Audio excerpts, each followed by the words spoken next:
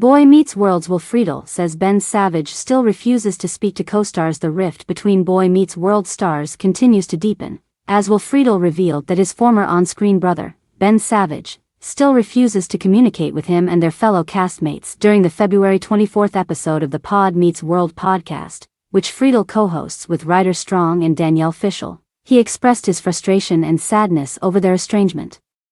Ben is one of the most important people I've ever met in my life, and I can't stand the fact that he won't speak to us, Friedle shared. And that's what it is, he won't speak to us. Despite their decades-long friendship, Friedle admitted he has no explanation for why Savage cut off communication. I can show you the last 3 years, literally, of messages.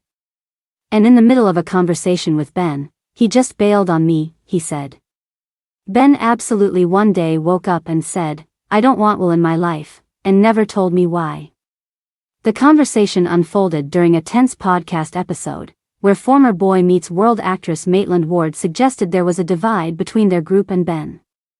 Ward, who played Rachel on the show, also brought up past tensions with series creator Michael Jacobs, noting that the podcast hosts have a rocky relationship with both Ben and Jacobs. In 2023, Friedle described the estrangement as a sore subject, recalling how he made repeated attempts to reconnect with Savage, even calling him every day for weeks. "I finally sent a text saying, 'I've known you for 30 years, what's going on?' he told Variety.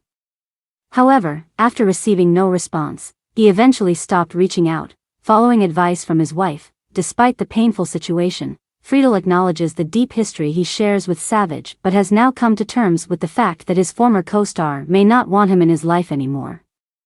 Fans of Boy Meets World remain hopeful that one day, the cast can reconcile.